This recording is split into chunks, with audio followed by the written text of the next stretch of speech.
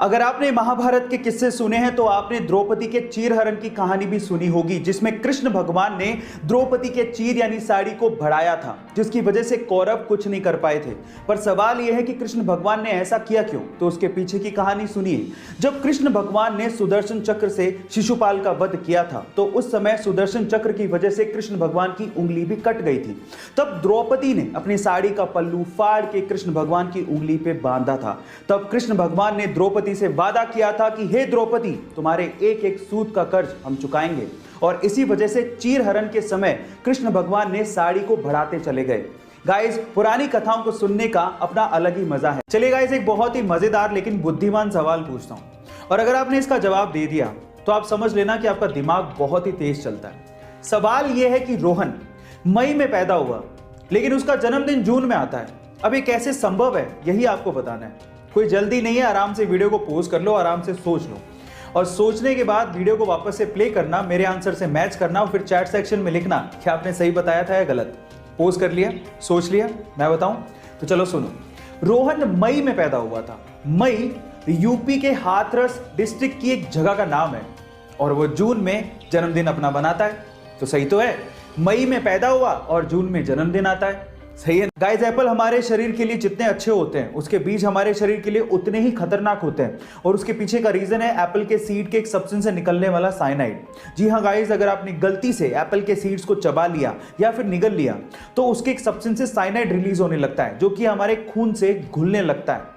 देखिए, छोटी मोटी मात्रा से तो कोई फर्क नहीं पड़ेगा, लेकिन अगर एक इंसान 200 से ज्यादा एप्पल सीड्स को खा लेता है या चबा लेता है तो उसकी मौत भी हो सकती है। इसलिए बेटर यह है कि आप जब सेब खाएं तो उसके सीड्स को बाहर थूक दें, यही आपके लिए अच्छा। ये बात है सन 1990 की, जब दिल्ली के एक व्यक्ति ने एमआरएफ कंपनी के 20,000 शेयर्स खरीदे।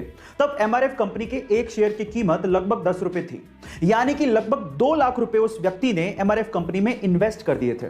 उसके बाद वो पैरालाइज्ड हो गए और लगभग 10 साल उन्हें रिकवर करने में लग गए। लेकिन 10 साल बाद जब उन्होंने एमआरएफ के 20,000 शेयर्स की बात अपने पोते को बताई और जब पोते ने पता लगाया तो वो ये सुन के हैरान रह गया कि जो 20,000 शेयर्स उन्होंने लगभग 2 लाख रुपए में खरीदे थे तब उनकी कीमत 130 करोड़ रुपए हो चुकी थी, और आज के वक्त उन 20,000 शेयर्स की कीमत लगभग 160 करोड़ रुपए हो चुकी है। गाइस, इसको कहते हैं इन्वेस्टमेंट की पावर।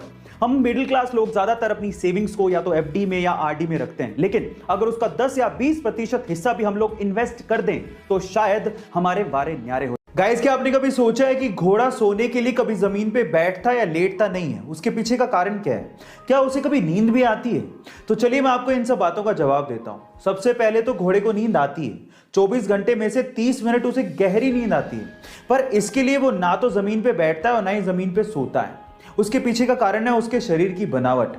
कल को गलती से वो जमीन पे सोने के लिए बैठ या लेट भी जाए तो उसके शरीर का सारा भार उसकी गर्दन पे या पेट के बीच में आ जाता है, जिसकी वजह से उसके ब्रीदिंग सिस्टम पे दबाव पड़ने लगता है और जिसकी वजह से उसका दम घुटने लगता है, उसे ढंग से सांस नहीं ली जाती और वो तुरंत खड़ा हो जाता है। यही कारण है जिसकी वजह से घोड़ा कभी भी सोने के लिए ना तो जमीन पे बैठता है और ना ही जमीन पे लेटता है।